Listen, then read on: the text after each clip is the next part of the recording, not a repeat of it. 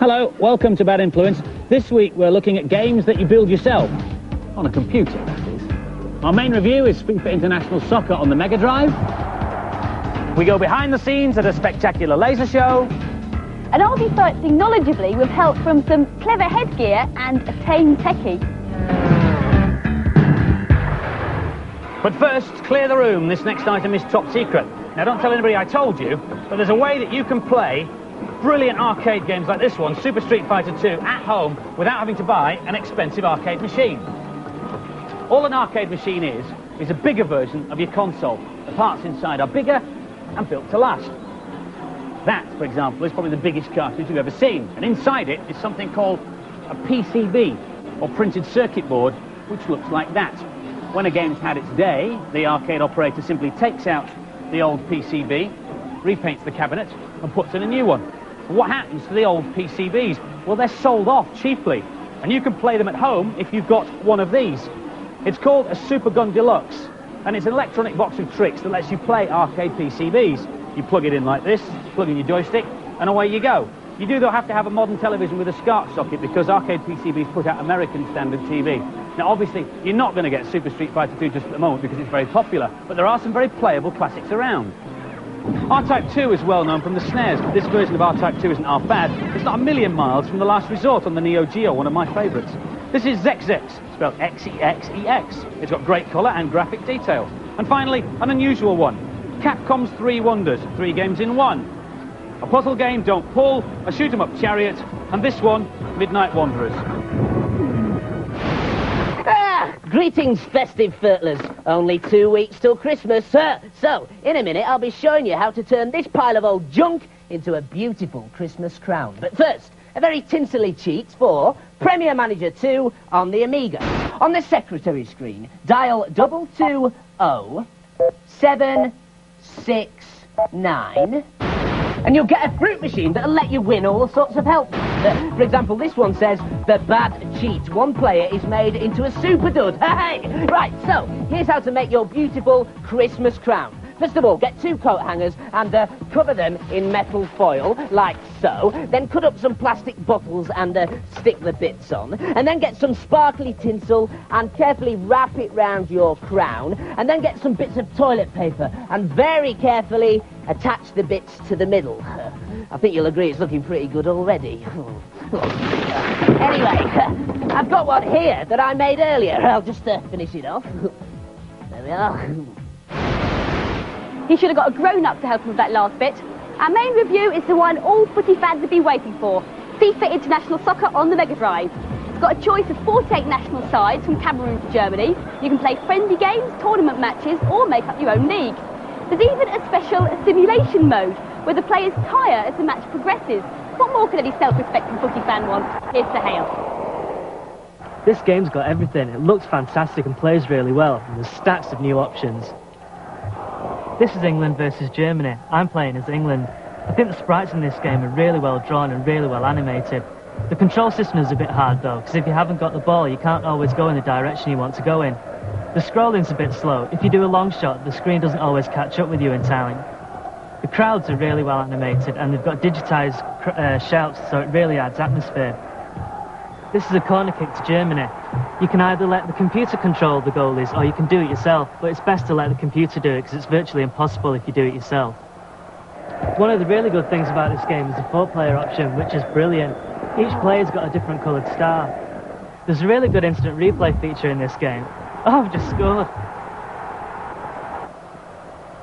You can watch the replay forwards or backwards at normal speed or in slow motion. There are loads of ways to adjust the way your team plays. Here I'm changing team coverage. You can alter defence, midfield and attack. Also, you can change the formation your team plays in and choose the style of play. This is the best soccer game ever. If you like football, you've got to have it. This is the most playable football game yet. It's definitely on my Christmas list. The graphics and gameplay are excellent. It's just packed full of new ideas. And so the final scores for FIFA International Soccer. Girls, 5. Boys, 5. Liverpool, 1. Manchester United, 273. If you're thinking of buying a Mega Drive multiplayer game, there are some things you should know before you buy your hardware. The multi-tap that we use to play FIFA International Soccer is this one. It's made by Electronic Arts and it will only work with their games. Sega have their own multi-tap, this one, but that will only work with Sega in-house games. So you couldn't play FIFA International Soccer on this one. Confusing? It certainly is. However, all SNES multi-taps, of which this is an example, will play all SNES multiplayer games. So the whole family can join in, and then perhaps Mum and Dad will realise that instead of being something to complain about, computer games are actually quite good fun to play. Now, earlier this year, when the weather was considerably warmer, considerably friendlier, and before the football season had even started, Violet went to Walsall to find out how a laser show is produced. This is the life. I love messing about in boats. Mind you, I'm the only person in the park who isn't rushed off their feet. Everybody else is getting ready for tonight's dress rehearsal. In a few hours, there'll be the first trial run of Walsall Illuminations featuring a laser show in the famous Arboretum. Arboretum isn't to do with boats and arbours. It's actually a botanical garden which features lots of trees. The laser beams are controlled by a scanning system which moves them around in space. In fact, it's rather like making shapes in the air with a sparkler.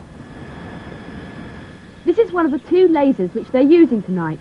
The laser produces an intense beam of light with a limited range of colours, which are controlled by a filter. So how do they make patterns? Well, they move the beams using very small mirrors, which move very quickly. Once the shapes have been programmed into the control panel's microprocessor, the moves can be tested individually. I asked Patty DeVoe, the laserist, why they'd set up lasers on both sides of the lake. It gives a sort of 3D effect when you get the smoke coming in the back of it. It's a bit like a sort of tube of light coming out from the laser scanning head. And it just looks a lot better. Still a bit far. The laser show has been choreographed to match the music sequences. One of them features moving images of the Thunderbird team, which were digitised in by the programmers. Is that stars in? Yeah. Lady Penelope's a bit off-centre still. They were then burnt into a customised microprocessor, a bit like a game cartridge, to control the computer. But it's dead easy to make changes to the computer program on site. This cassette holds the music for tonight's show, plus all the coded instructions for the lasers. So all we have to do now is wait for night to fall. 5, 4, 3, 2, 1.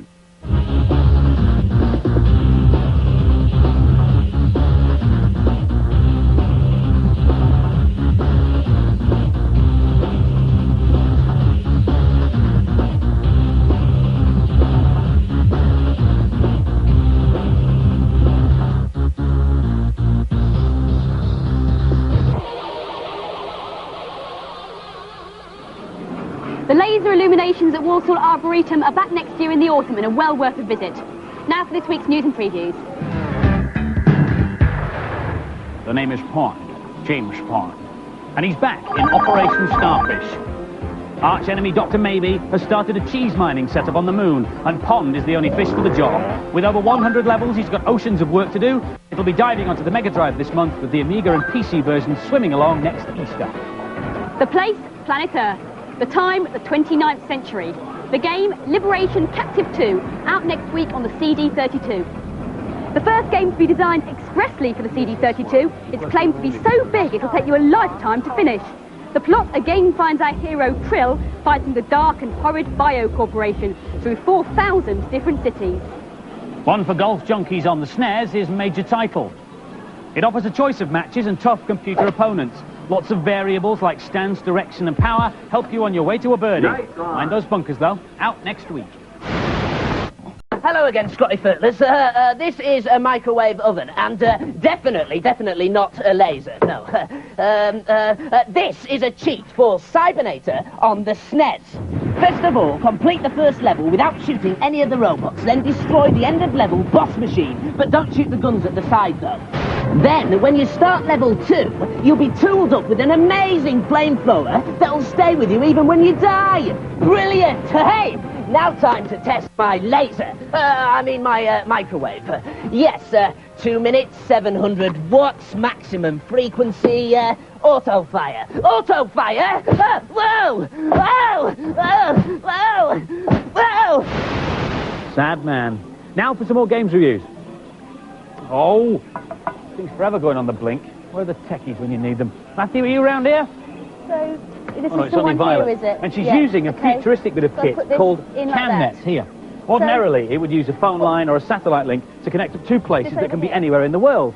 But for the purposes of this demonstration, anywhere in the world is behind our video wall and out here, behind our studio.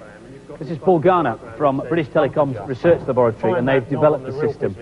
Paul, as the expert, can see exactly what Violet, as the novice repairer, can see because of the minicam on her headset, and they can talk to each other as well. So Paul can direct her actions and her hands. Keep turning it until you see a bump in that line, and when you see a bump, I want you to stop. As you can imagine, there are millions of situations where it's very difficult to describe what you are seeing down the phone, especially if you need expert help. And this is where this system really scores. Better still, not only can Paul direct Violet's actions and her hands, he can send her relevant information that she can pick up in the high-resolution eyepiece on the headset. To exactly the right lip. Send you the diagram of what that should look like. A diagram that relates to the bit of equipment that she's trying to fix. Database, and I'm sending that to you now. Oh, I've got the picture. Okay, just go back to the control you were using. Good, and keep turning it up until the two curves look exactly the same shape.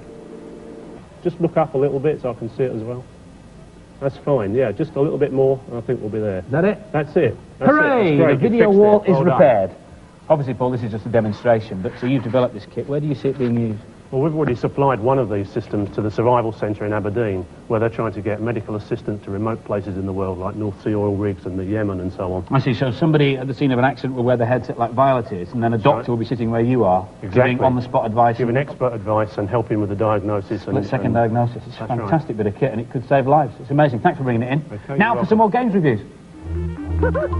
In Daffy Duck, the Marvin missions, you have to save the cosmos from a load of marauding Martians. Daffy takes on the role of interstellar protector in the fight to conquer the evil Marvin the Martian, who's kidnapped some cosmic ambassadors and is threatening to blow up the Earth. As they say in all the best adventures, only you can save the universe. Here's Katie. If you like Looney Tunes characters, then you'll love this game. The graphics are really bright and cartoony. There are 20 different levels on this game, set on 5 different planets. This is the planet Amazonius, set in the jungle. I'll just try and kill this army ant. Oh, killed it. Now I've got 2 sacks of money, which can help me buy weapons later on. It's quite hard to kill the enemies, even though it may look quite easy. I'll just use my rocket pack to get up here. Oops. Okay.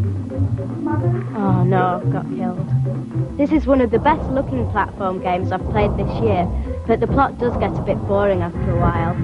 This is another basic platform. It's got nice graphics, but it didn't sustain my interest. It's cute and good fun to play, but it won't win any awards for originality.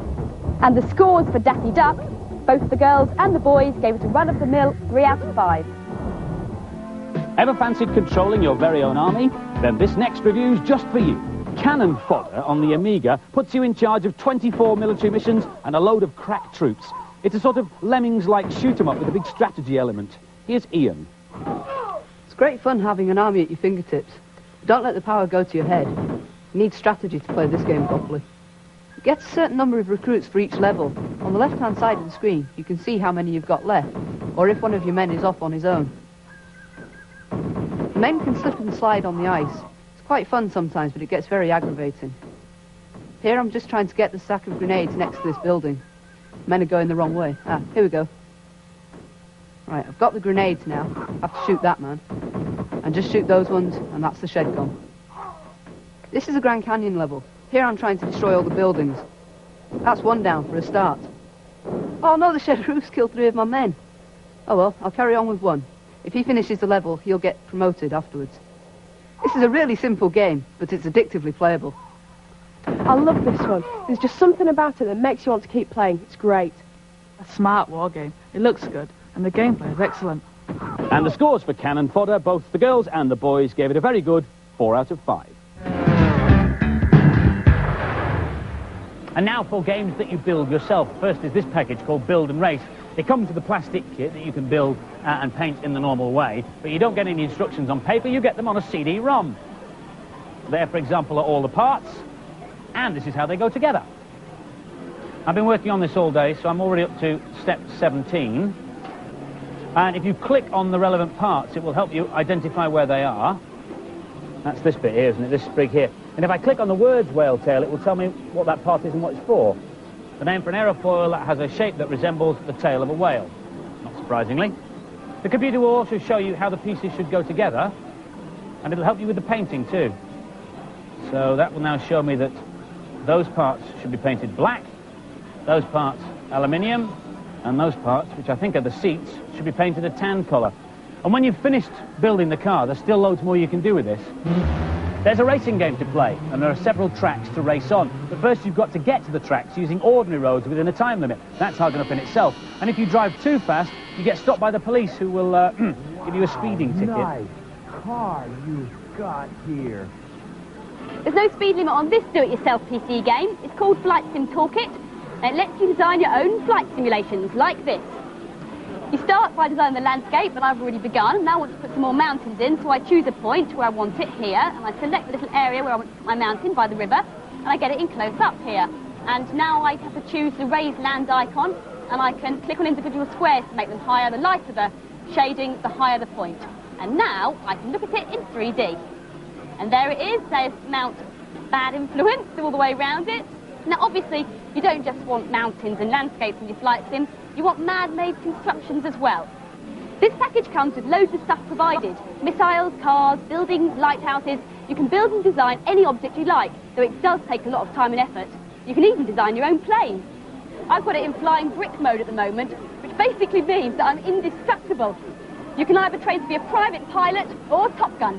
Needless to say, I'm Top Gun. Watch out, Tom Cruise. Right, just the transfers to add. Oh no. Oh no.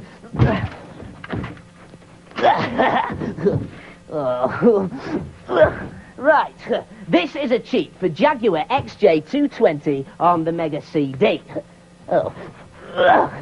Go to the options menu and then highlight name 1 and enter the name as Mar, M-A-R. Then exit and go to the next menu and select World Tour. Now choose the country you want to race in and start the race. Start your engine. And then pause and hold down A, B and C together. And you'll immediately win the race. Oh no. Oh no! My air sea rescue helicopter! That's what it was supposed to be. If you want to read the data blast, set your video recorder going now. Last week's competition prize was a Mega Drive with a highly acclaimed FIFA International Soccer. Runners-up receive a Bad Influence t-shirt, and your names are going across the screen now. Well done. The competition question was, who won the 1993 Women's Cup final? And the answer is the Arsenal ladies, who beat the Doncaster Belles by 3-0. Our winner, James Allen from London. Well done. This is a 3DO. It's said to be the machine that's going to take over the world. This is one of the first ones in the country, and we'll be giving you more details about it next week. But this one, along with this game, Crash and Burn, is this week's competition prize. If you want to win it, we want to know the following. Now, inside the 3DO, there's a special chip called a RISC. That's R-I-S-C. What does this stand for? Phone in your answers on 0891 700 100. Calls will cost no more than 25p, but make sure you get permission from whoever pays the phone bill. Lines will close at midnight on Monday. Don't miss a moment of next week's show, because all your favourite game characters will be here joining us in the studio for our Bad Influence Christmas party. It's going to be excellent. And apparently the one Andy's most looking forward to meeting is Chun-Li. Bye. Bye.